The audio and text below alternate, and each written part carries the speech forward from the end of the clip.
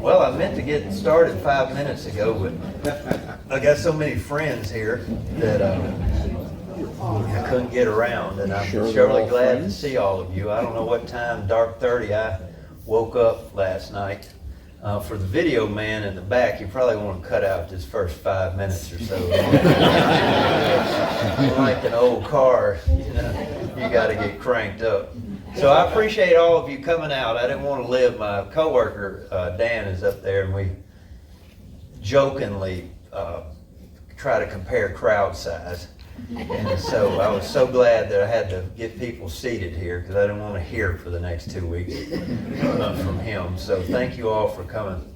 We're going to be talking about something wonky tonight, but before I get going, and I always have to get this ADHD, whatever I've got, ADD out of the way. I wanted to, unless you've been, if you're a rock and roll fan, I don't know how you would ever miss this past week that Bob Weir died, who was the lead singer of the Grateful Dead. Garcia.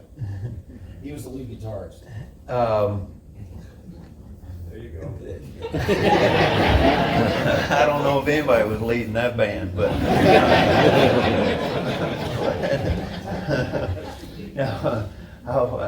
I just, when people pass like this, which is always sad, it marks it's kind of a turnover for you. It's kind of like a passage. It's a closing of a chapter. And I can't tell y'all, ladies and gentlemen, that Matt was on a real fast track. I came out of high school, if you can imagine Matt with hair. I had the 80s, I came out high school, my band was Motley Crue, which went into Ozzy and Black Sabbath. And he passed, Ozzy passed. And then when I got to college, I found the Grateful Dead, and you talk about two divergent things. But I can't tell you how many memories. I caught the Grateful Dead in their tail end. Of course, a lot of you probably saw them in their heyday, and Jerry was on his last leg. But Bob, I wanted to tell you this story. I was standing in the Orpheum Theater in Memphis, Tennessee, which is an old school theater. It probably held maybe 1,000, something like that. And I don't even think it had any seats in there. And there was an act there. It was called Weir and Wasserman. Not Rat Dog for you deadheads out there. I actually saw Weir and Wasserman. It was a two-man band, and the bass played lead. All right, so it was truly remarkable. But Jerry had died, and Bob was trying to find his way. With these old theaters, they don't have any back doors, and so forth. So I'm standing in the lobby of the Orpheum in Memphis, Tennessee, and in a completely different state of mind than I am today. And the lights were bright. And I'm standing there, and by God, Bob Weir walks past me. And my jaw fell open. I was like, oh my God, that was... I didn't have a pen, I didn't have a paper, and he was moving so fast because he didn't want anybody. He had nobody with him. He just walked in and out of the front of that. And that's as close as I ever got to Bob Weir. So anyway, I wish him a safe voyage to the other side. He was, the vibes that they put off. That's truly Americana right there, whether you like him or not. That's truly in America. You couldn't have a rolling rock and roll circus with a bunch of people following you around in Russia. It's just not going to happen. And so that sort of, ladies and gentlemen, segues into our program.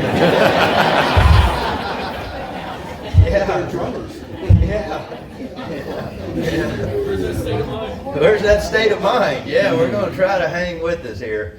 So I apologize to everybody that came out for a show.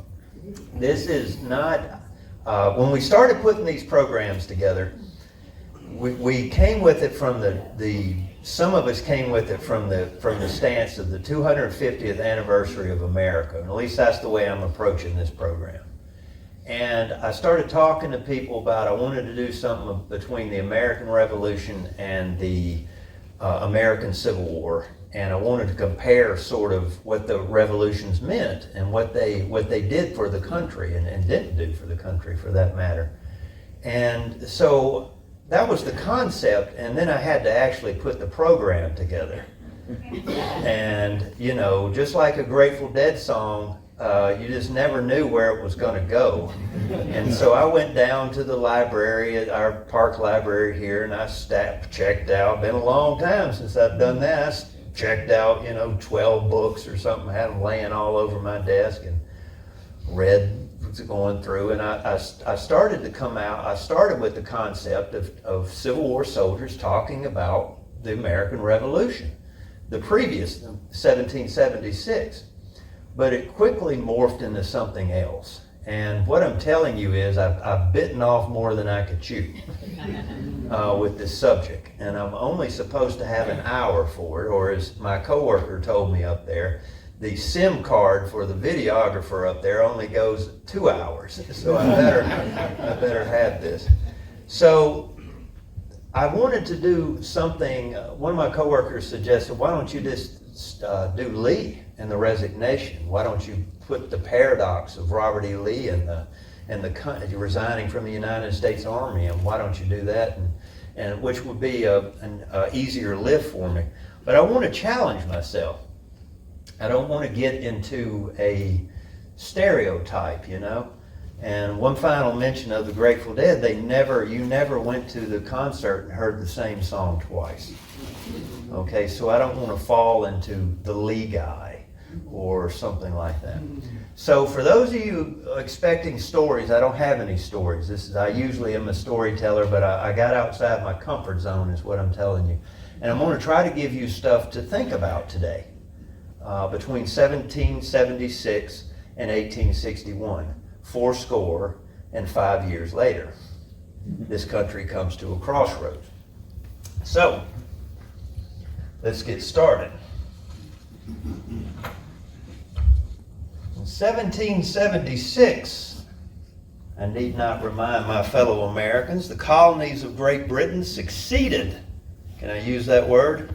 Succeeded from the mother country by issuing the Declaration of Independence. They formed a loose confederation, not a country, a confederation, culminating in the Articles of Confederation in 1777. The colonies then fought an 8-year war from 1775 to 1783.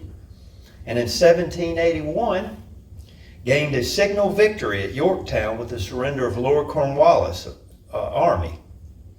2 years later, we signed the Treaty of Paris, effectively ending the war for independence. And ladies and gentlemen, the world was shocked. A bunch of peasant farmers with no organized army, with no background, military training, so to speak, had just defeated a superpower. Now, it's been 250 years, but you people need to think about that for a minute. That was not an easy lift. A lot of things had to conspire in order to make that happen. Mainly, one of the good things is we kept going, and the second thing is the French. They came in, that helped that quite in, but it was a shock. And then the world sat back and they wanted to see what would the American colonies do next. The hard part comes next, and that's actually setting up a government that was actually functional, a permanent government. Okay, you got your independence. Now what are you going to do with it? One that would function and the best they could do was this Articles of Confederation. And simply the articles were not cutting it. Shea's Rebellion happened. I urge you to go home and look up Shea's Rebellion, and it actually did not occur in the South. But that alerted the central government, as it was, that they lacked the inability to govern, to legislate, and to enforce. And so they had to come up with something else. This made the fledgling government realize that a new form of government was needed. So in 1787, a constitutional convention was called in Philadelphia. James Madison and Alexander Hamilton were big proponents of creating a strong national government. George Washington, I'm sure he stood there during the whole convention, just exactly like that painting has him right there. George Washington was elected president of the convention. And from May to September, the delegates slowly hammered out a deal. And what did they emerge with? They emerged with a democratic republic. Have you ever wondered what kind of government you actually have? This is what they created. It is called a democratic republic. And as you can see, I did not write that right there. But it is interesting to see, 250 years later, it still exists. Wow. A living, breathing document. Now, according to James Madison, when they come out with the Constitution, he didn't know exactly how it was going to work. And so there was a lot of, angst. How is this thing actually going to work? And so, with James Madison sitting there, the rest of the founding fathers, they walk out of that room and they're thinking to themselves, how long is this thing going to last? Do you think they would think it would go for 250 years? Right? But then I'm saying this is the singular cause of it, ladies and gentlemen. Taking off on a tangent. Here goes your ADD right here. Right here. But they have one person that united them, besides the thought of love, liberty, and country right here. They had a George Washington. And it's no fluke that George Washington was part of that, was the president of that Constitutional Convention. Washington did hardly anything in the convention. He basically, just sat there the whole time. But his mere presence gave the convention power or authority. I'm missing the word right here. And I can't tell you before I leave George Washington, because I won't be coming back to him, how many revolutions have you seen? Take the one that's apparently is going to happen or not going to happen this past week right here. Where's their George Washington? Who is somebody that will take control and will actually rule for the better of the whole instead of themselves? That is a very, very, very, and then voluntarily give up power. Yeah. Mm-hmm. Wow. That is a very, very, very rare commodity or personality trait in a person.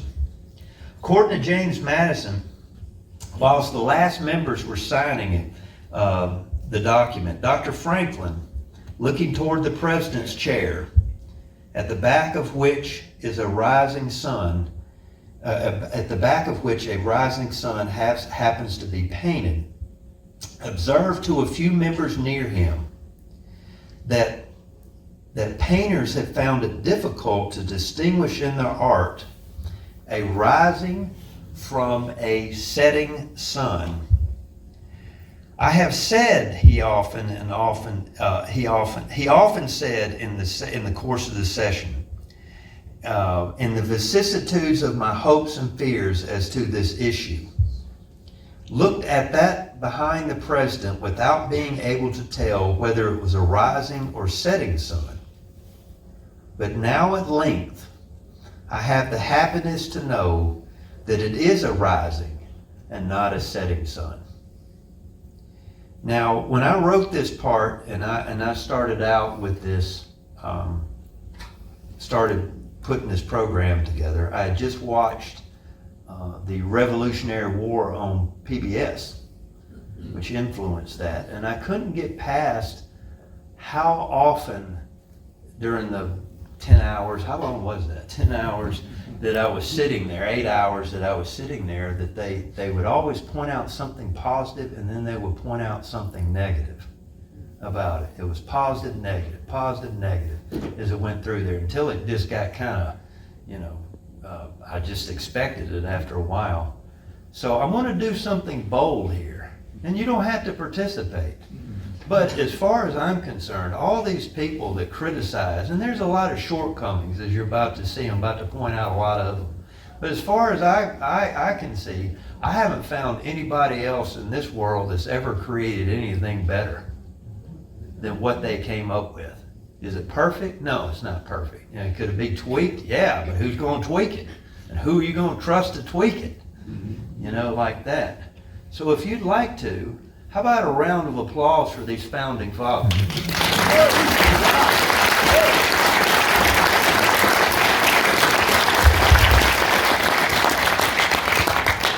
There's one guy that didn't applaud over there. I'm gonna bet you're not gonna get out of the lobby. Right over there. So let's tear it all apart. What happened to the country?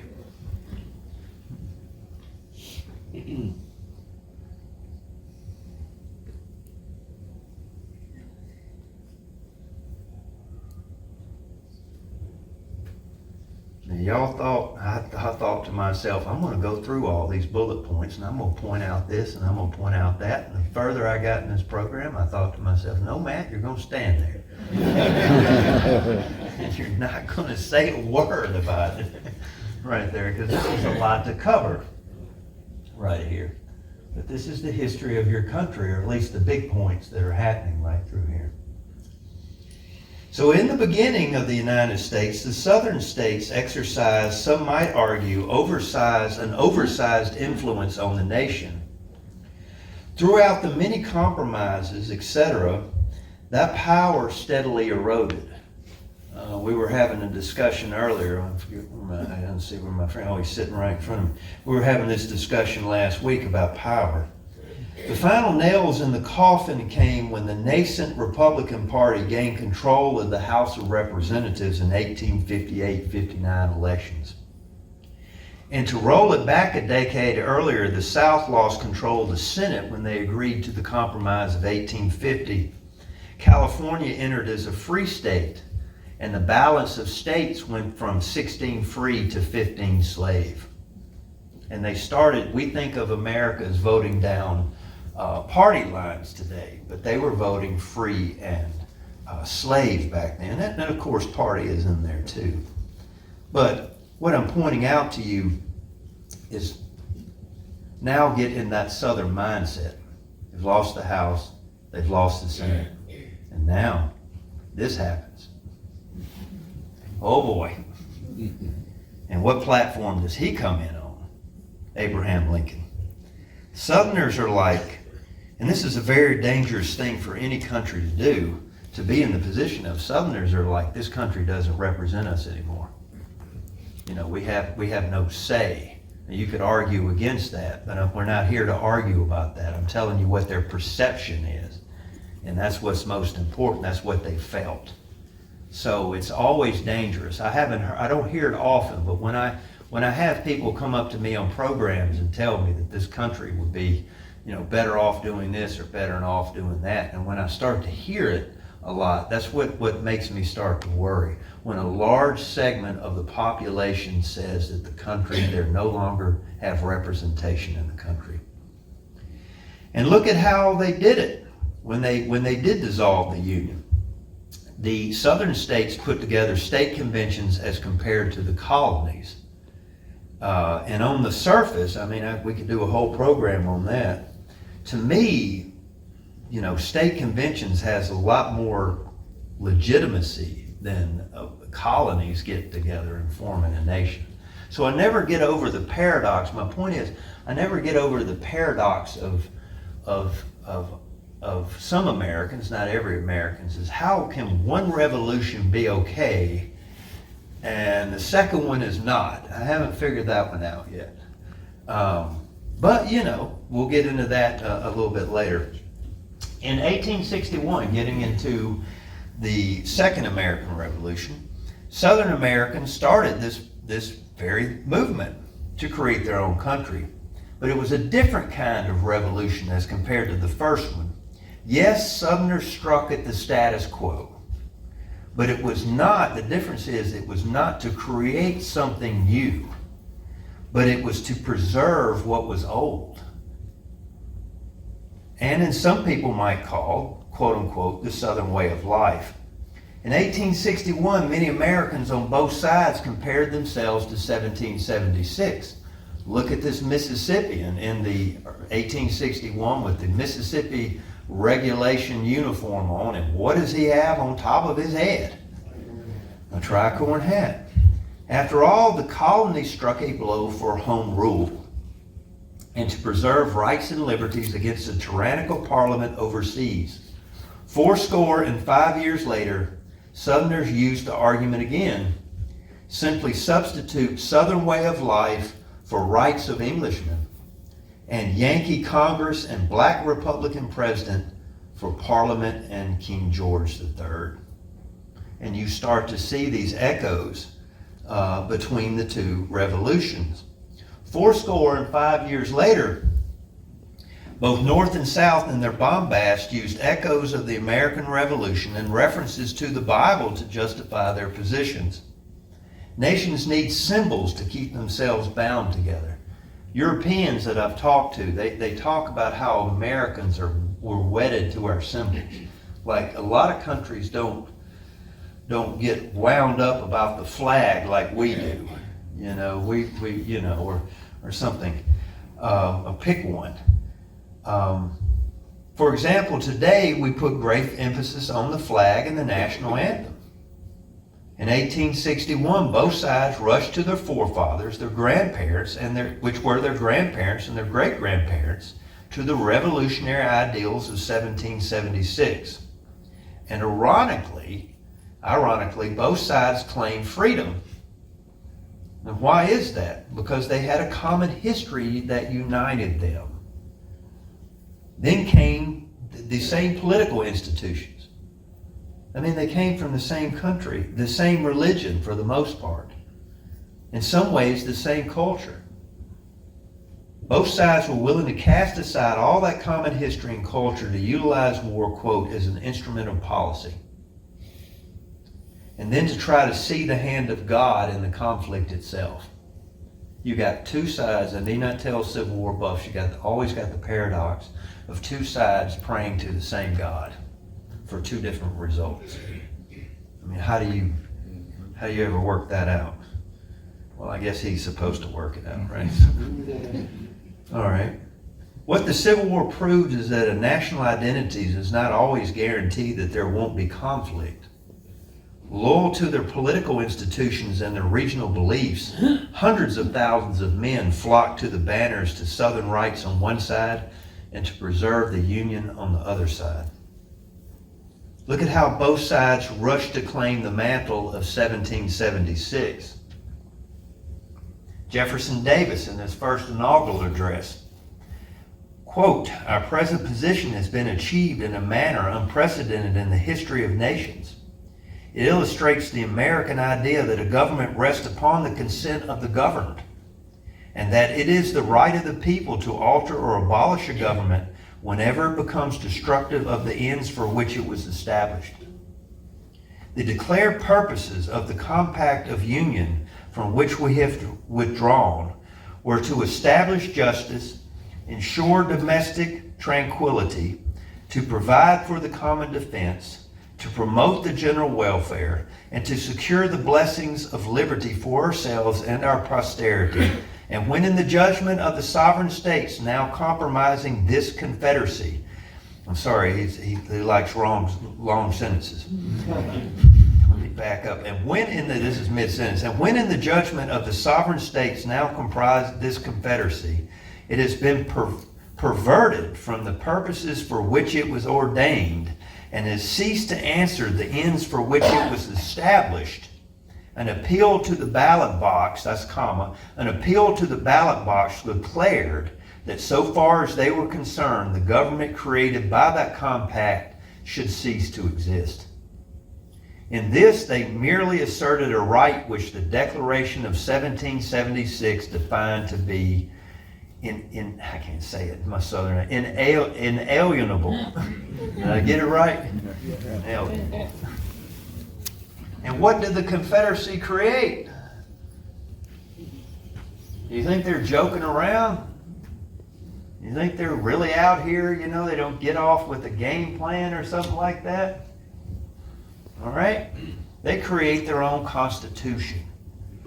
And therefore they set up their own government to go out. And that's the way they intend to go forward with. The paradox of the American Civil War, and I tell this over and over on these Gettysburg hikes, is you will never understand these Southerners, and we don't articulate it well. It's one of our weak points here, in my opinion, at the park. We don't articulate this well. You will never understand why these Southerners are willing to die until you wrap your head around that they think, these Southerners think, the Confederates think that they are the true representation of the Democratic Republic. And they think that the traitors are on the other side. You don't have to agree with that. And most people will probably disagree with that. But you've got to understand their mindset. That's why they're willing to die. They feel that the Northern people are the ones that tore the Constitution up, not them. Now, for the Northern viewpoint, this is Abraham Lincoln's first inaugural address. Descending from these general principles, we find the proposition that in legal contemplation, you can tell lawyers wrote this, that in legal contemplation the Union is perpetual, confirmed by the history of the Union itself. The Union is much older than the Constitution. It was formed, in fact, by the Articles of Association in 1774. It was matured and continued by the Declaration of Independence in 1776. It was further matured, and the faith of all of the then 13 states expressly plighted and engaged that it should be perpetual, by the Articles of Confederation in 1778. And finally, in 1787, one of the declared objects for ordaining and establishing the Constitution, quote, was to form a more perfect Union. But if destruction of the Union by one or by part only of the states by lawfully possible, the Union is less perfect than before the Constitution, having lost the vital element of perpetuity. It follows from these views that no state upon its own mere motion can lawfully get out of the Union, that resolves and ordinances to that effect are legally void, and that acts of violence within any state or states against the authority of the United States are insurrectionary or revolutionary according to circumstances. So, what Abraham Lincoln is saying is the Union is in perpetuity, bound together by this Constitution. And how are they going to decide these weighty questions? It's not a trick question. How are they going to decide it? They're going to decide it through war. Now, Southerners resorted to the radical means to start a quote-unquote conservative revolution, meaning they were trying to keep something old. But revolutions have a tendency to feed upon themselves or otherwise stated, get out of hand. I mean, once you kick off a war, have you ever noticed, even in our own lifetime, once you get a war kicked off, how do you ever end it? Ever thought about trying to end a war? Think about some of the big wars we got going today. How do you get this thing? That's the hardest thing to do. It's pretty easy to get one going. But how do you ever end the darn thing? And so this thing quickly got out of hand. In the end, it destroyed the antebellum status quo it started out to protect. Slavery, which was a big part of the wealth in the southern states, it ended as a result. After 4 years of war, 620,000 people were dead. A quarter of the South's military-age males vanished in this war. You wrap your head around that.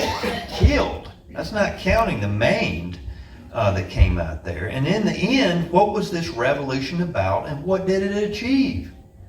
At the end of it, don't you really say that about a lot of wars? You get to the end of the war, I mean, what was it about, and what did we get out of it? So for a revolution, how do you assess the impact? Let's take 3 lines of thinking here: economic, political, and social. That's the way I would judge it. All right, so let's take the first one. Oh, you like that? Huh? I didn't even know I was going to do that. Right there. Looks like y'all could use a laugh. Anniversary couple quit making out back there. I probably can concentrate. Perpetuity. I know it. I back away from them. Lord have mercy. If y'all wondering why I'm walking so close, the cameraman told me not to back up. If I got in the camera, it messes up, bouncing. He told me basically the light bouncing off my bald head looks bad on camera. So he told me not to be doing that, so I decided not to do that. Now here's something you might find interesting, because most of you, or a lot of you I should say, were probably raised in the age of American history where you were told that the war was not about slavery, right? It was actually about states' rights. Or maybe that was just where I was from, okay? But maybe y'all were told this. So for the countless people that have come up to me over the years and told me that, which is fine. I mean, you know, it's a free country, you know, and there's some merits to that. No, what war was over one single cause? I don't know. It'd be very hard to pinpoint which one only had one cause. I went and found where that came from. Why were you taught that? And this is probably where the teachers received that talking point. This gentleman right here. This gentleman's name is Charles Beard. And I guess you could call him Beardism, right? Not goatee there, Gene. All right. Charles Beard was a very influential historian of the early 20th century and opined that slavery was incidental to the real causes of the war. The real cause of the war, according to Dr. Beard, was the clash between agriculturalism and industrialism. Agriculture and industrial. I can't tell you how many times my grandmother told me that those Yankees were a bunch of bullies and they just wanted us to come work in their factories. Slavery, according to Beard, was simply the labor system on the agricultural side. Apart from a small minority of abolitionists, it did not have that big an influence on the conflict. Instead, it was a class conflict between Yankee capitalist and Southern planter aristocracy. Quote, merely by the accidents of climate, soil, and geography, Beard wrote, was it a sectional struggle.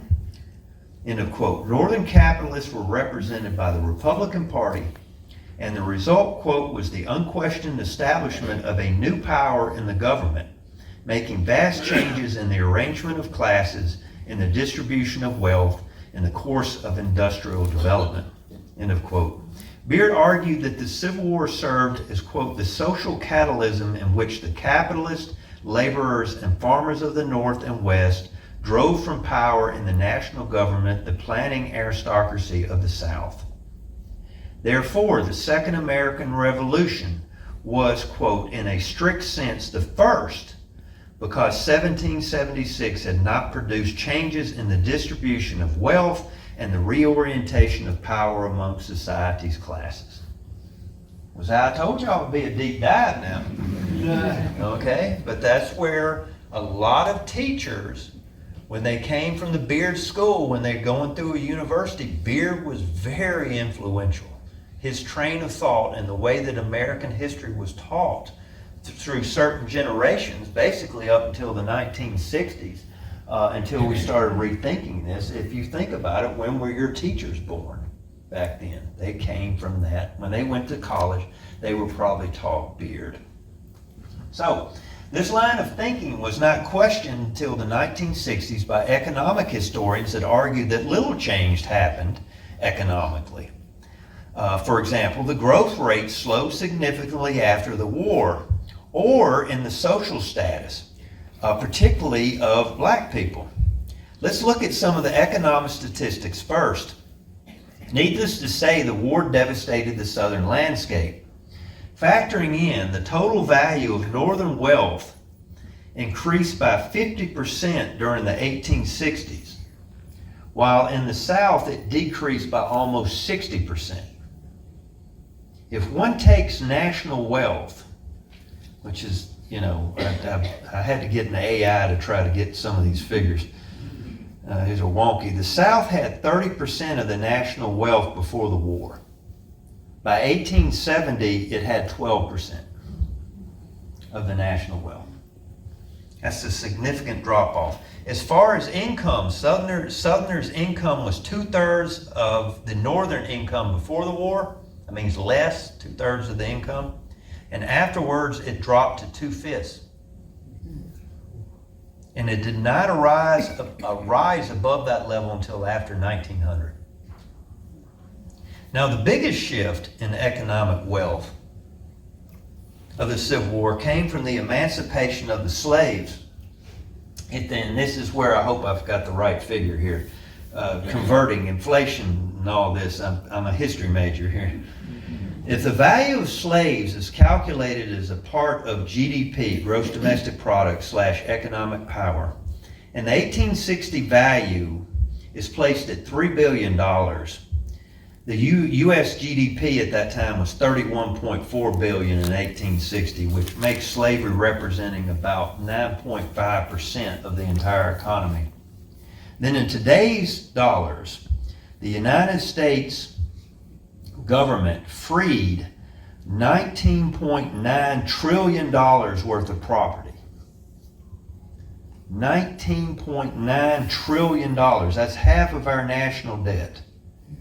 Of a third that was concentrated in a third of the states without any compensation.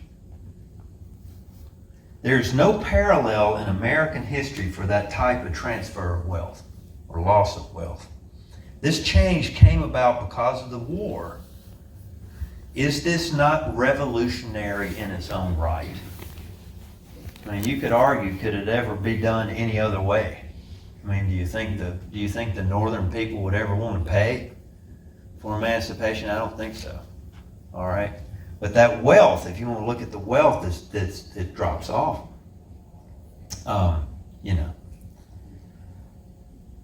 And we can argue that. Before y'all get too judgmental and your virtue signaling, as they say, I would remind a lot of you that you can take a look on your hand at some of those diamonds you're wearing. If you have a conscience, you can turn them over to me afterwards. How about it? Another aspect that many people overlook, y'all actually laughed at that one. I didn't think I'd get a laugh out of that one. Another aspect that many people overlook is that once the South withdrew the representatives from Congress, Republican-sponsored legislation dominated. For decades, Southern legislators have blocked internal improvement bills. On the economic front, Congress passed higher tariffs to promote more factories in the North, a national banking system to spite the Jacksonian Democrats, and loans to build the first transcontinental railroad. All of this is done when there's no Southern representatives. The Homestead Act for settlers was passed. The Land Grant College Act, which led to the establishment of the A&M colleges, which, a lot of them have changed their names, but if you look at some of these colleges, that's where they get it from. Right here, all of that is enacted because the Southerners don't ever expect to be back in Washington, but nevertheless, that's the type of economic reforms that are happening. See, I didn't get it to go on this one. See, I didn't get the political to come about. Now let's talk about this, political. Can I actually say that word nowadays? Nobody laughed on that one, did they? Oh my God, he said politics right here. All right. What a first date. Right there. What's the 3 things you don't talk about on a first date? Politics, religion, and money. Oh, you go to money. You must have it. Probably very wise. Due to the majority of immigrants coming to the North, the South faced an almost continuous decline in the percentage of the national population. Despite this handicap, they dominated politics to a great extent, starting with the Jeffersonian Republican Party and later the Jacksonian Democratic Party. Since the first federal government in 1789, which is, and I'm giving you my math for you note takers around here. I'm keeping y'all busy today with all these stats, right? Since the first federal government in 1789, I'm counting, if my Mississippi math is correct here, 72 years between 1789 to 1861. Did I get it? You adding in your head? Young lady? No? You just staring at the ceiling. So 72 years, out of those 72 years, 49 of those years saw a Southerner in the executive office. So that's about 2/3. After the war, it would be all the way to Woodrow Wilson before another Southerner entered the White House. That's the political power that shifted right there in the executive branch. As far as Congress, 23 of the first 36 speakers of the House of Representatives were Southerners. In addition, 24 of the first 35 President Pro Tems of the Senate were Southerners. After the war, none of the speakers or President Pro Tems were Southerners for the next 50 years. That's the loss of power that comes about from entering into a revolution. For the first 72 years of the country, the Supreme Court had a majority of Southerners as justices. 20 of the 35 justices in those 72 years were Southerners. And for the 50 years after the war, only 5 of the 26 justices were Southerners. They lost the Supreme Court too, right there. So, I don't know. If, I'm looking back, hindsight and everything, but this is quite a impact. Oh, it worked. Right there. All right, so we've done economic, we've done political, and now we'll do social. Now this one is possibly the hardest. Because whenever you get into like race, how do you ever please everybody? What impact did the Second American Revolution have on society? Socially speaking, the largest change was the elevation of the emancipated slaves to freedmen. Historians from the 1960s and 70s might argue that even that resulted in little to no change. Citing the discrimination suffered by African Americans in the post-war years, saying that the social equality just didn't come back. I guess it boils down to whether you view society or the change in society with the freedmen as the glass half empty or half full argument. Are you going to look at it half empty or are you going to look at it half full? Along those lines of thinking, I think when you start from zero, which practically they are when they're emancipated, then there is nowhere but up from this point. That's where I'm coming with you from these statistics. So here's a viewpoint from the glass half full. At the end of the war, 90% of the black population was illiterate. By 1880, 70% were illiterate. By 1900, 50% were illiterate. Now in 1900, only 10% of the white population was illiterate. But viewed from 1965 onward, black literacy increased 200% in 15 years and 400% in 35 years. Here's another statistic. In 1860, Only 2% of African Americans attended school. By 1880, 34% attended school. In contrast, white attendance stood at 60% in 1860, and 20 years later only stood at 62%. So African Americans were attending at only half the rate of whites in 1880, but the change was still dramatic. Or as Dr. James McPherson, who once taught me, I had to introduce him for a conference one time, and I had to go up to him, sheepishly, and I said, "How do you pronounce your last name?" He looked at me, and he looked like he had been, I'm not saying he was intoxicated, he just looked like he was bored. He'd been at one too many of these cocktail parties, as an academic. And he said to me, I'll never forget it, he said to me, "My dear sir, there is no fear in McPherson." I've never forgotten that. He probably doesn't remember it. He don't remember me from that. Right there. Dr. James McPherson wrote, quote, "It was revolutionary. The attendance rate jumped from 1/30th to a half." I mean, if you think about that, it's crazy. And to quote him, "No other period of American history witnessed anything like so great a change." When you start from zero, it's hard to get going. Before we leave the social impact, I'd like you to indulge me for one moment, okay? And I rarely do this.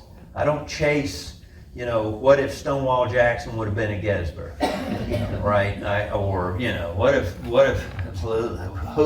Longstreet had gone to the right, But for one moment, socially speaking, let's think about what might have been.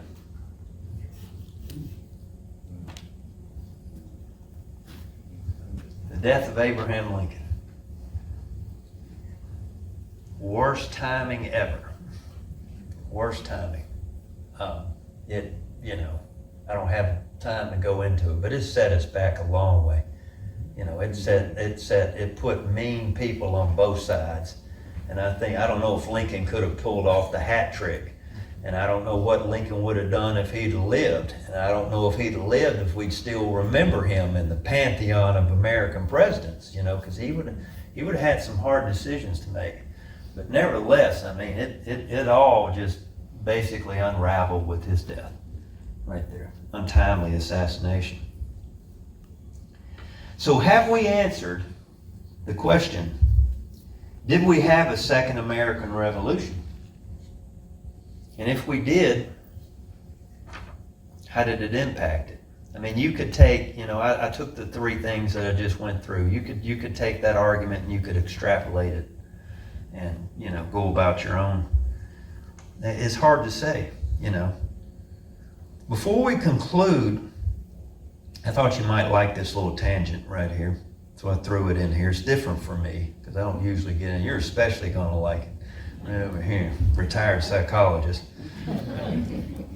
I'd like to warn my fellow Americans on the 250th anniversary of this country, of the Republic, on viewing events, both past and current events, through subjective lenses. It used to be in the old days, you would pick up a newspaper and the newspaper was supposed to try to the best of their ability to put it right down the middle. To give you pros and cons and to give you the facts as best they could give it right here. I don't know if that's possible, really, but at least make the attempt to do that right there. I point out to you, as we get further and further, as this country ages more right here, it doesn't seem to be like that. And we look through it, we look through everything through subjective lenses. I want to point out to you the psychology case called They Saw a Game, this was a game in 1951 between Princeton and Dartmouth. And it stands as a classic example. The football game apparently was a pretty rough match, and afterwards the same game was shown on film to two different student bodies. And guess what? Both sides viewed it through the lens of their own group identity. creating subjective experiences of reality, even when viewing the same objective evidence. In other words, people see things as they expect them to be, not how as they were actually are, which is pretty much both sides were beating the tar out of the others, and there was a lot of cheap shots right there. As an example from the past, and hopefully not as a harbinger of the future, I present one last final person for you who I just couldn't resist because I just love this guy's name. And if you're looking, if any of y'all are expecting in the crowd today, I would recommend this for a baby name. Especially for the anniversary couple up there. Looks like y'all may be expecting real soon. Decimus et Ultimus Barzisi. Decimus et Ultimus Barzisi of the 4th Texas Infantry. His name means, quote unquote, in Latin it means last of 10. And I guess his mother was done with anniversary dates out there. All right. I've got my money's worth out of that. Should have never told me that right there. I forgot to even drink right here. I told him, what's the one thing you don't do in an AA meeting? We've covered this. All right. Ready? Do your health. I've quit a lot of things, people. That's the hardest thing I ever quit. Right there. So, Decimus et Ultimus is wounded on the 2nd day and subsequently captured here at Gettysburg. So I wanted a Gettysburg tie-in. Decimus recorded his conversations with his captors. And in between his own feelings, he captures the sentiments of the Northern people as viewed through his own Southern bias, and therefore, ladies and gentlemen, going back to that study, his group identity. Okay? Now watch how this, I'm tying it back into that psychology study right there. It's a pretty long quote, but I want you, he captures what these people in Gettysburg are telling him. And he's laying in a hospital bed. Quote, "The Federals who came to visit us delighted to discuss the origin, cause, and probable result of the rebellion. Their chief arguments were of the most puerile character." Puerile stuff, writer, puerile character. Ever get in a fight with your spouse? Call them puerile. Yeah, hang on. For instance, they dwelt with much satisfaction upon the fact that we fired the first shot at Sumter and aroused the people to arms.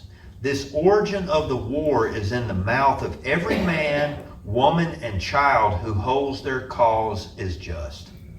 And I want to tell you, if I could briefly pause this narrative, my own story with that. I spent many years, ladies and gentlemen, wondering, to myself, and I said this out loud to a group of people, of visitors here, I could never figure out why the Northern people would want to fight so hard to keep a group of people in a government or a union that they didn't want to be part of. I mean, if you're gonna put my life on the line, I believe I'll let you leave, okay? If you feel that strongly about it. And I said that, or something like that, to a group. And I had this lady, random visitor came up to me, and she explained it to me. And this is exactly what Decimus is talking about. She came up to me, she said, "Ranger, they fired on the flag." And once she said that to me, and she compared it to Pearl Harbor, once she said it that way, I got it. I get it. All right? And this is exactly what these people are telling Decimus as he's laying here in this hospital bed. You people fired first, and you people fired on the flag. And so therefore, we're going to war. Continue the narrative. They contended that states bore relation to the federal government, the absurdity of which is so plain to any man who does not wish to be wrong. They also, I like this guy, they also contended with much spirit that the new states formed since the establishment of the government were the property, it's interesting, were the property of the United States, as they had been bought and paid for by federal money. So I've had a lot of people point out to me, you know, Robert E. Lee's a traitor. He turned against the government that educated him, that gave him a living and everything. And I say to them, but Robert E. Lee would say he was one of 2 representatives appointed by the state of Virginia, and that Virginia had paid for his education. You see what I mean? But even in July of 1863, they're still turning these same questions over that we have, that we do today. Such then were the main pretext among the masses of the people of that country. He refers to Pennsylvania as another country, the United States, for persisting in the most unrighteous crusade against the lives and liberties of independent states.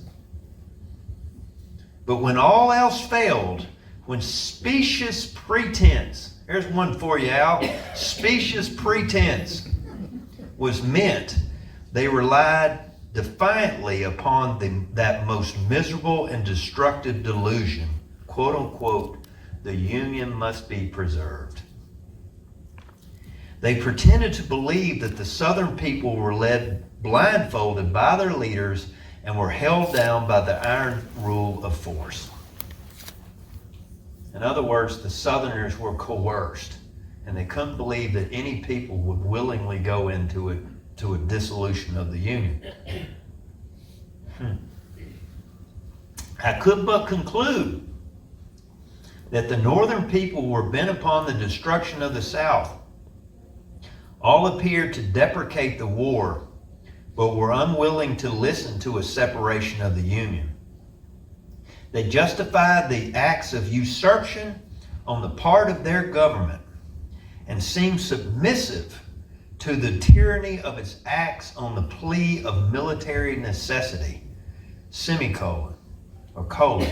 They say the Union is better than the Constitution and bow their necks to the yoke and the hope of success against us. A great many, I believe, act from honest and conscientious principle, many from fear and favor, but the large majority entertain a deep-seated hatred, envy, and jealousy toward the Southern people and their institutions. Yeah, it's pretty deep in it. Yeah, he captures he captures their bias, and he captures his bias. And of course, he thought he was right. That's the paradox, right? He thought he was right, and they thought they were right. And isn't that the story of every war? Mm-hmm. Both sides think they're right, and it comes out. The 250th anniversary of our country, you keep that in mind. You know, it used to be, you could sit around and you might have a few arguments or whatever, but you could still talk to each other. Don't ever lose the ability to talk to each other. I mean that as from a relationship standpoint. You know, when communication breaks down, you know what happened. And you could say that too for the national fabric. And in conclusion, ladies and gentlemen, as much as was overlooked and as many subjects were unresolved, and through all the trials and travails this country has gone through over the years, this is what made all of the impossible into possible. And it has been poo-pooed lately, saying we swept under the rug and everything. Okay? I think we underestimate, ladies and gentlemen. And yes, they swept a lot of things under the rug. I'm not denying that or whatever. But we're severely underestimating what it took for these two sides to come back together and actually shake hands and start the dialogue again, right? You got to have dialogue. Never underestimate what it took to get here, okay? And let's look forward to another 250 years. Thank y'all very much.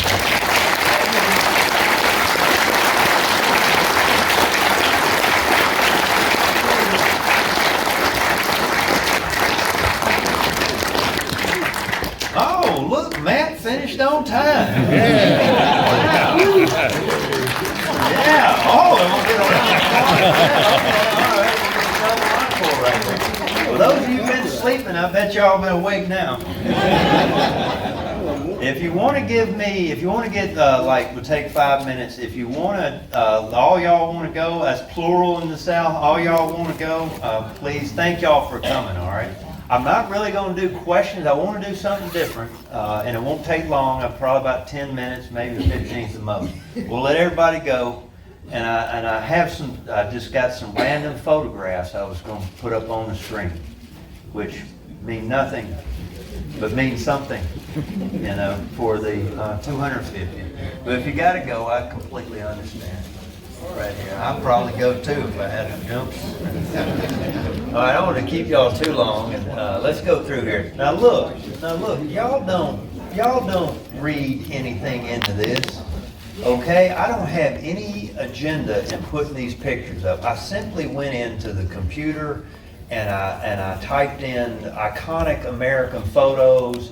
And then I had like a couple volunteers at the park. I was sitting there showing them the photos, and they said, well, you got to do this, and you got to do that, and everything. So I didn't capture everything, all right? But there's no, like, you know, and some of the pictures you'll see up there is like, I don't, you know, it's just a picture I remember from my childhood or something like that, you know? So there's no politics involved in this whole thing, all right? But anyway, for the 250th anniversary of the country, I thought, you know, neither here nor there, I thought you might want to see, you know, a couple things. Where did we come from? You know? I mean, when I was a kid, man, I mean, cowboys and Indians. I mean, that was where it was at. And I always liked, you know, the Sitting Bull and Geronimo and all them because, you know, coming from Mississippi, I got, you know, rebels are always my heroes, and here's these Indians holding out against the federal government. They're just not surrendering. I mean, will you look at that picture though? Wow, you know, right there. That's just cool. It's really cool, you know.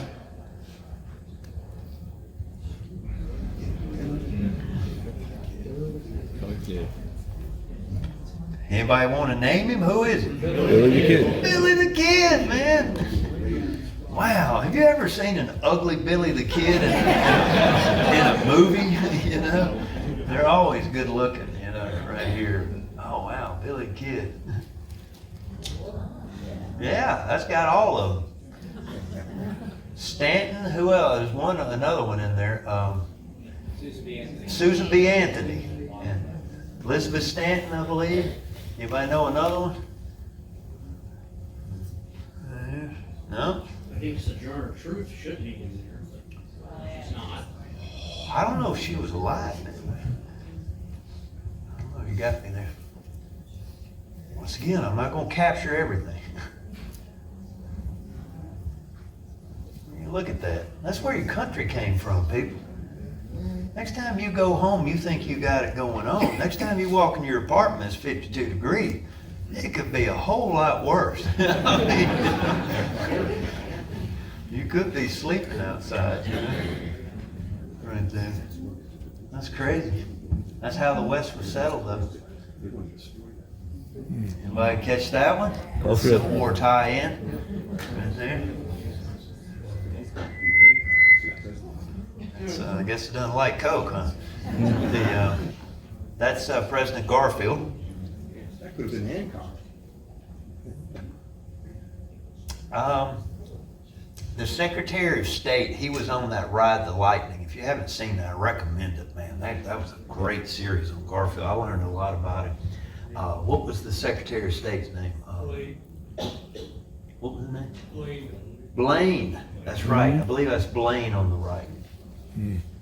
And somebody say his name, the assassin. Charles Guiteau. Guiteau? Guiteau. Guiteau. I put that up there because of the style.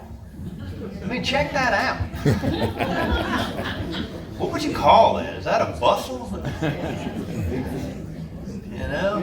I mean, can you imagine walking around like that? See that one time? Yeah. Oh, is it a thing? It wears on back? Yeah, there's a thing back there that makes it pop out like that. Man, Kim Kardashian love that. No, there's part of it. Probably cut that comment off. I know. Oh, Teddy Roosevelt. Man, you gotta have some Teddy Roosevelt up in here, man. The Rough Riders. Oh yeah, San Juan Hill. Teddy once got shot by a I don't know. He didn't die, so the assassin's not known, you know. But he finished the speech. Yeah. Got up and finished the speech. I think it broke a rib or something. Must have been a low-powered gun, obviously. Speech. Yeah. Pretty cool guy. He actually, I'm just off the top of my head, the teddy bear actually came from my native state of Mississippi. There was a gentleman named Holt Collier, you can look up, who was a tracker and former slave, and he was told the president was coming. They were going to go hunt black bear up in the Delta, so Holt went out there and caught one and chained it to a tree for the president to shoot. And when Teddy found out that the bear was chained, he wouldn't shoot it.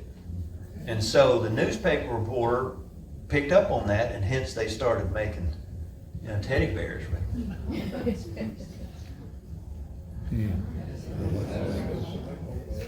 I don't know. These Europeans want to say that they invented the light bulb. We invented the light bulb. I don't care who it is. What's that guy, Tesla or something like that? No, I don't know who that guy is. First light bulb, man. You know how revolutionary that was? And you could turn on, you don't have to light nothing anymore. You could flip a switch. Wow, you know? Where we came from. Oh yeah. Get that thing. Could roll with that. I don't know where you'd refill it. Yeah. Anybody know cars? I don't know what exact model that is.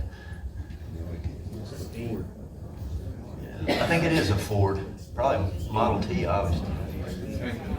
First mass production of a car, man. Wow, you know, it made cars affordable. We're sort of seeing that now with electric cars. The price is slowly coming down to where the average, you know, person can afford one.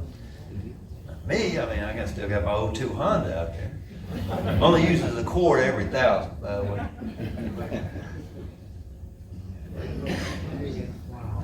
Yeah, first flight, Kitty Hawk, North Carolina, man, a bunch of bicycle makers. Wow, invented an airplane. I remember my parents took me to the Smithsonian, and I was like, that thing was hanging up in the rafters, you know, in downtown Washington. I was like, wow. And then they had a jet beside it. I think the Apollo 13 capsule. I'm like, woo, we come a long way, you know, you know, right there. I put that up there because Woodrow's with the vets. Woodrow Wilson is with Civil War veterans right there. You can imagine him still being alive when Woodrow Wilson was president. It's interesting. I wonder where that was taken. Maybe Arlington.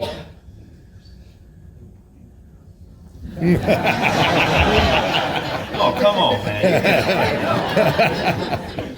Right? That's America. You know? This guy agrees. Right there. Yeah. Isn't that crazy? It's not Russian. No, it's not Russia. No. Bellawood. Is that where it is? Bellawood. You know, when I think of World War I think of, you know, like Pickett's Charge. We have 58 caliber bullets. We have rifle muskets here, and they launch an assault, a frontal assault, which happens many times in the Civil War. But let's use Pickett's Charge, and then you'd think we'd learn. But no, we invent machine guns, Constantine wire, mustard gas, and the ability to dig even deeper in the ground, and we frontal assault. And the casualty rate just goes, you know. Anyway, combat shot. I was like that. World War I in there. Oh, you like Johnny? Which one you like, Dylan or Cash, or both? Cash. Oh, Cash all the way, huh? I like Cash. I like that. Johnny always seemed to be a humble man, you know, with, and I always admired that about him, you know. I've seen Bob Dylan a couple of times. I saw him up in Hershey, and, well, I didn't see him. He hid behind the piano. But what an influential lyricist. I mean, I will put him, as far as America, 250th, I will put him among our top songwriters of all time. Influential. I mean, you may not like his voice, but his lyrics are just, you know, beyond the pale.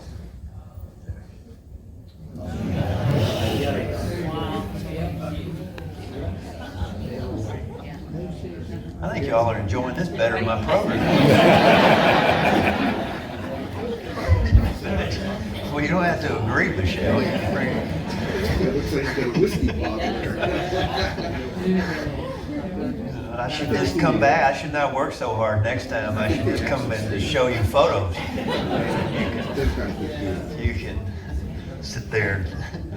I just don't. I put this one up here because wow, you know. I'm like, here's the, you know, Grateful Dead had an album one time. It was called Live Without a Net. You know, that's wow. You wonder how many people got killed. Lots. Yeah. Where's OSHA? They were drinkers too. That's crazy. Oh, you like Elvis too, huh? This is the most requested photograph in the Richard Nixon Presidential Library. Take Nixon out of it. The king high as hell, requesting a narcotics badge from the President of the United States. Right there. But it's the king and the president. I mean, look at that coat, man. I see where you're going with it. I got it. All right. You get you a gold rope on there, though. Have it rocking then. Oh. You gotta have that. That's your boy. Across the nation. Living in America. Carl Weathers? Yeah. Is he still with us? No. It's a resounding no. I was trying to explain to my son the other day how we grew up, you know, even in Mississippi. I look back and laugh like somebody gonna nuke Mississippi, but we had to get on the desk, Oh, yeah. you know, for the training and stuff, like somebody gonna drop a nuke on us. I was trying to explain to him how the Russians were the bad guys. And I said, I finally just gave up. I said, here, let's sit down, let's watch Rocky III. You know, Russian was taking steroids, but you know, Rocky, he chopped wood. That's how I put the ox yoke on. That's how Rocky beat him, right? Was it Rocky III, right? Four. Am I wrong about 4? Thank you. Who'd he beat up in 3? Mr. T. Oh, Mr. T. Oh, yeah, I forgot about Mr. T. I should have put him in here. I pity the fool. Man, he can talk about ropes now. So there you go. Y'all doing that over the wheelchair or the dog? At least they go Warm Springs. I believe that's Warm Springs, Georgia. That's where it's at. Right there. One of the few shots of FDR in a wheelchair. You know, when the Park Service, I say the Park Service, when they put up the FDR monument at on the National Mall. There was a lot of debate on whether to put FDR in that chair. That's right. You know, because FDR went to such great extent to hide that. You know, my grandmother, Mama, saw FDR on the back of a train, and she said she never knew, none of them ever knew that he had any infirmities until she saw him that day. That she could tell that he was, had two guys between him right there. But it was just that hidden, right there. I always think it was. She saw, as an aside, you won't know this, but there was this politician named James K. Bardman who came in on the train. Before there was asphalt, everything was dirt roads in Mississippi. He came to the poor people of Mississippi, and he said he was going to brick the entire state. And my grandmother remembered, this is probably the 1920s, that he told the crowd, when one side of the brick wears out, we're just going to flip them over. You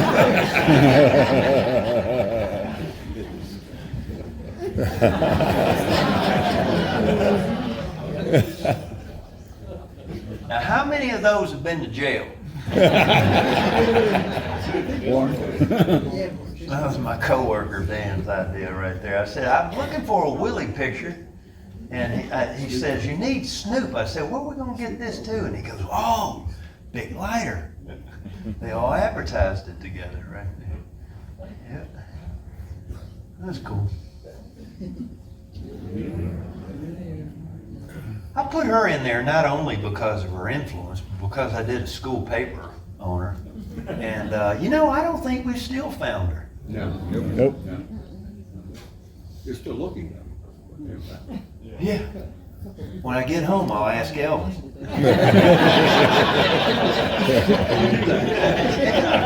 He'll know. Aren't y'all glad you stayed? Yeah. Fred Dooling? Fred Noonan. I don't know who you are in the ball cap over there. You know something right there. All right. Yeah. First woman to cross the Atlantic. Yeah. Right. Yeah, all Josie All right, here we Evans. go. I didn't plan on doing this. This is all impulse right here. Okay, so this is going to be the bar. Okay, and right over here we're going to have the front door. All right. Doors swing open. I'm looking for whales. You a bounty hunter? Man's got to make a living. I ain't much of a living boy. Dying ain't much of a living, boy.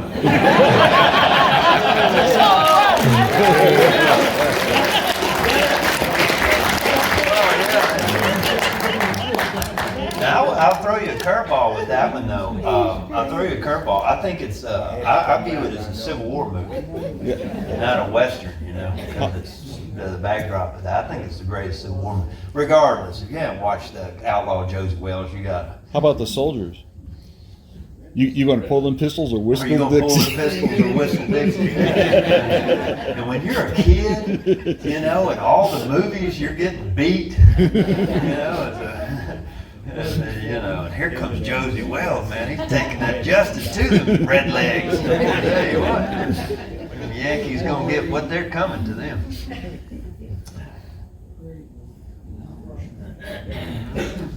Yep. Face on the right. Yep. I was just imagining my everybody else does. I don't know if we'll ever have anybody that's gonna rate getting up there anymore. Or maybe I should say I hope we don't ever have. Maybe we don't need anybody that. Maybe we'll just keep ticking. But yeah. Oh, there you go. Right there, the lovesick blues boy himself. I had to give Hank up. He about killed me. That's a sad man, or that must have been a mean woman. Lord have mercy. I can't even imagine. Lord have mercy. But influential, very influential. My friend Dan and I went down and chased Hank sites around Alabama. it was neat seeing where he came from, how far he went. Oh, Leonard Skinner, you gotta have some Freebird, man. Right? Right there. I wish I had a better picture for you. But damn, wanted me to put that in there. He's a big Skinner fan. Right there. He told me they were down to 2 guitarists on this tour.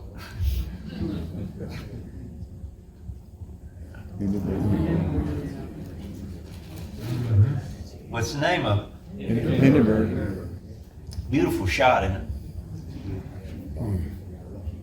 Yeah. What year was that? 1937. You single? You're gonna have a lot of takers in this town. I'm not saying I want to date you, but I want to take you to trivia night.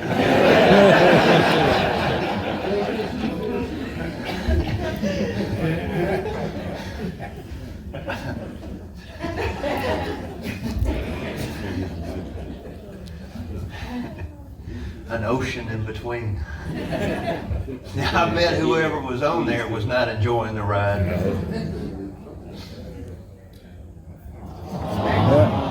Little rascals. Yeah. Crazy, man. Yeah. Spanky, right? Yep. And Petey Drill. What was the dog's name? Petey. Petey. Yeah. They used to show that in Mississippi, you know, when you got home, and my kids can't imagine, you know, it's like we had like 3 channels. And then Fox came along, what, in the early 80s or something? You had to get that special antenna to pick up Fox, because it was on a different wavelength or something. Then we got the satellite. And you could always drive by somebody's trailer and figure out what they're looking, because if that satellite went way too high, there ain't nothing up there that's good. And you see him in church the next day.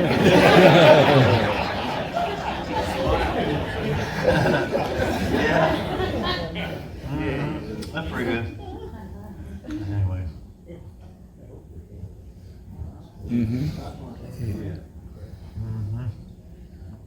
There's people jumping out of windows with that. Yeah. I read somewhere that the baseball player Ty Cobb made a mint as one of the first investors in Coca-Cola.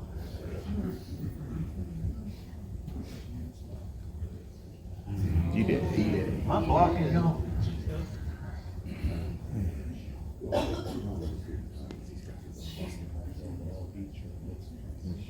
Yeah, I can't imagine. I've often said that, you know, you've got your, about your later wars, you know, you could pick, Vietnam's got a movie, I'll just pick one, Platoon or something. World War II has Saving Private Ryan. I don't think there's ever been a Civil War movie there's been a lot of Civil War movies, but I don't think there's ever been a Civil War movie that caught the gore of it. You know, trying to cross Emmitsburg Road during Pickett's Charge, that had to be like blood flying all over the place with that canister and rounds going through, whistling through there. There's no movies ever captured it. And yes, I like Gettysburg and all that, but it's not a bloody movie. You know. Which one? Glory. Yep. Yeah, a good story. Good story. But when I think, what prompted that comment, sir, is I think of Saving Private Ryan, when that door, you can hear the chains on, when that door runs down and that German M42 opens up. I was sitting in the theater and I was like, whoa, man, I wouldn't want to be on that.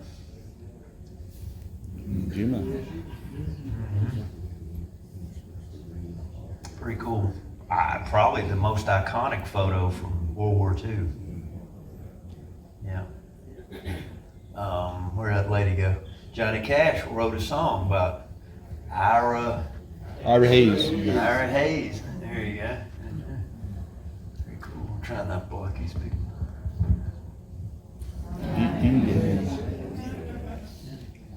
I think that they made that into a statue. Boy, you wouldn't get away with that today. Not with. No, no. Uh-oh. Pretty cool. I don't think we can ever get over, you know, surviving a war. I didn't talk about that. Surviving. Marilyn Monroe. I wonder why. I always wondered as a kid, why would she walk across that grate? Surely somebody was told her it was wind was blowing.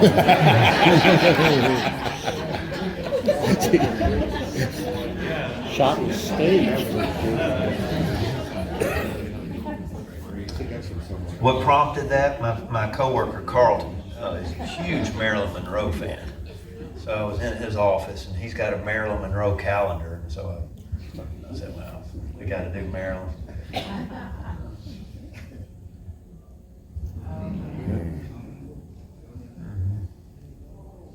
Talk about things that, you know, it's, I don't know if it's a tribute or we're just blind luck. But boy, we are very lucky something has not gone off somewhere else, because they got real nukes now. Yeah. You know, I don't worry too much about it being this close to Washington, but yeah, I mean, these thermonuclear ones are crazy. I actually think, if I remember correctly, that's a French test somewhere, but I just like the thing right there. Yeah, changed mankind.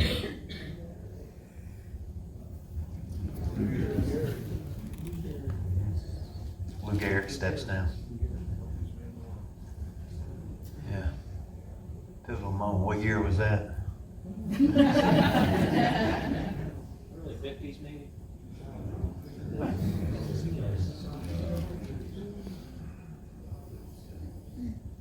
Doesn't proper.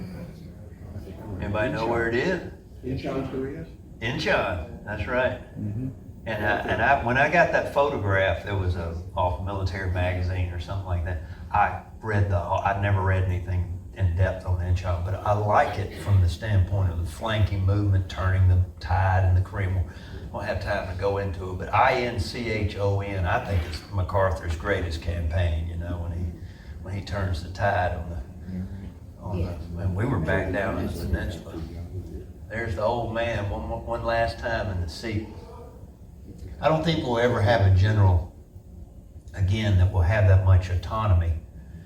You know, he basically, what you see with Japan today, he rebuilt, gave them their government, you know, set them on the structure, didn't sack the emperor, which was huge, you know, for the Japanese people. And, yeah, he couldn't keep his mouth shut.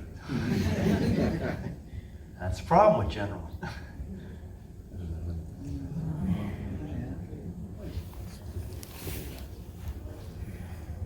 Yeah. A lot of people, you know, it's like JFK, a lot of people can remember where they were when OJ was in the Bronco, you know. What else we got, you know? That's for my mother's generation, that was iconic, you know, that's just, you know. Yeah.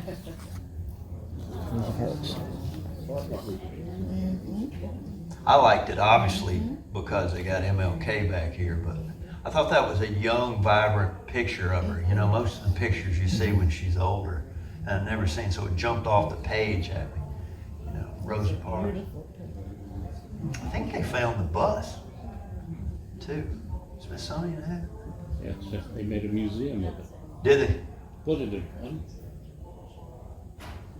Yeah, that generation is like everybody. They're passing away too, you know. It's not American, but you know, we have this volunteer. His name is Bob. Everybody's named Bob around here. He was at Met Stadium when the Beatles played in, is that 62? No, at New York City. At America. Shea Stadium, right? And 64, and he said it was piped through. You know how they used to get on the microphone and there was a delay? Well, they didn't have concert speakers or anything like that, so they piped it through the stadium sound. So there was a delay between the music and what you were seeing on the field, and there was a delay with the sound that you could hear. But I've met 4 or 5 people that saw the Beatles, and every one of them tells me the same thing. They couldn't hear a thing. They saw them, they couldn't hear them, you know, with the amplification that they had. So I thought that was cool. I think that's taken in America Look at too. Ringo's expression. I have a dream. I thought that was pretty cool. This is not, I'm not a civil rights expert, but this is a prayer vigil, not the I have a dream speech. This is a prayer vigil, I think from the late 50s. Because if you remember, I think I have a dream, I think he had a suit on. But I just thought that was cool. You know? I'd never seen it before, so I put it up.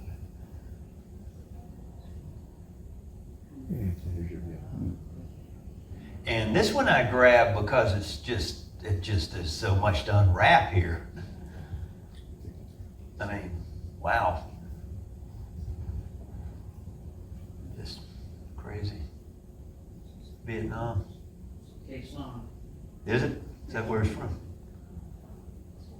Can you imagine living in that, trying to survive in that? Wow.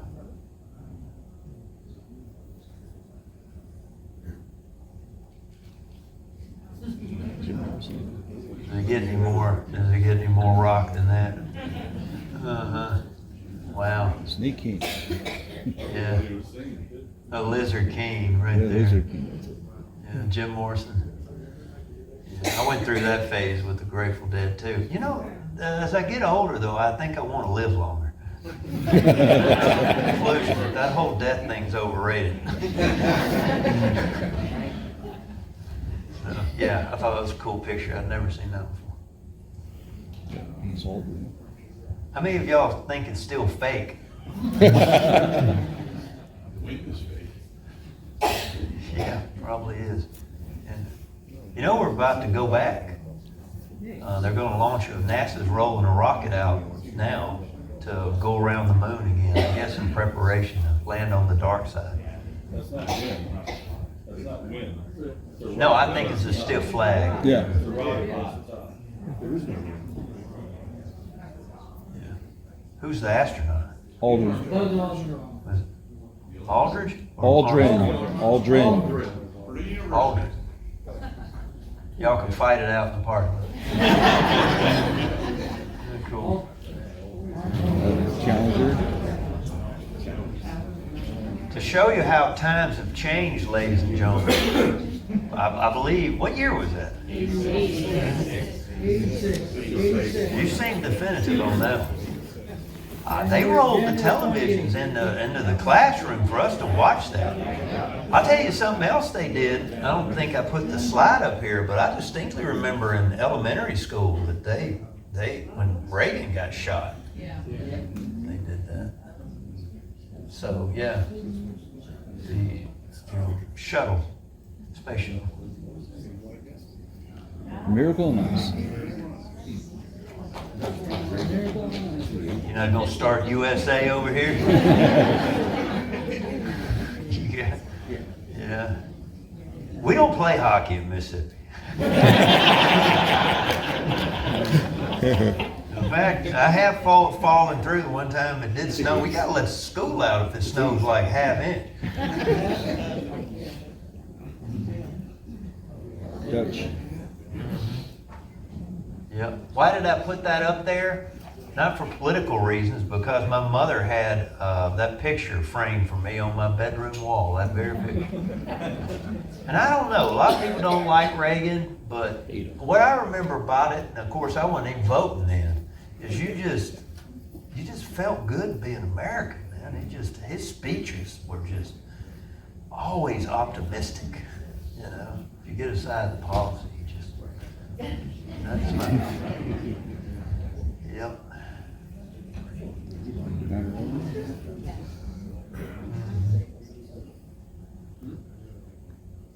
Yep. Right there. You imagine that happened? Isn't that crazy? I know that day.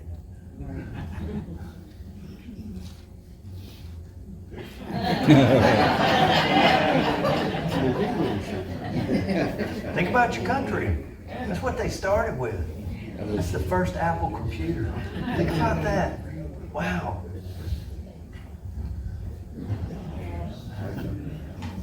Steve Jobs, look at that little thing right there. I mean, how many, how many? I mean, it changed our lives, It's crazy. Brilliant. But Jobs left Apple for a while, and he came back, they had that board meeting, they were trying to show the new products to them. Steve Jobs looked at him and told those engineers, it's all shit. So he came out with, don't you give people what they want? A handheld computer.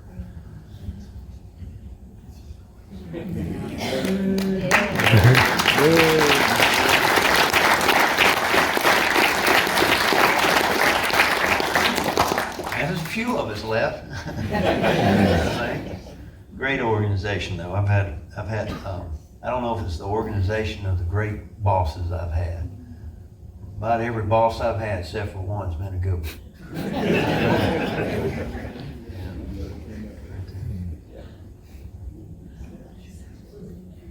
I've never seen so many fireworks in my life. If you've never seen it over the 4th of July at the Capitol, wow. We're about to the end right here. But yeah, I mean, wow. You gotta go see that.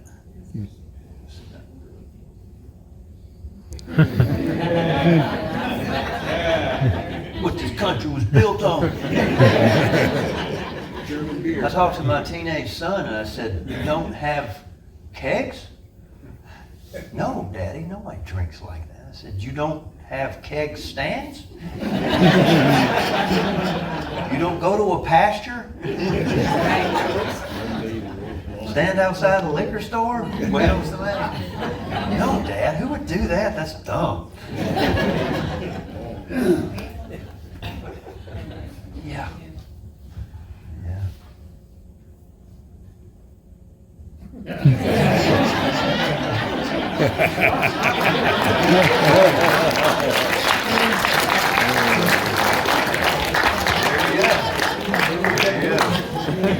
That could be the next leg exit. Yeah, I guess.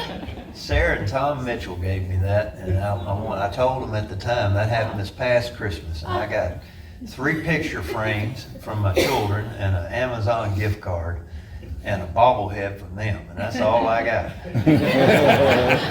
Right there. Striking likeness, though. What you agree even holding the little thing, and Coke and all that. Yeah. Anyway, ladies and gentlemen.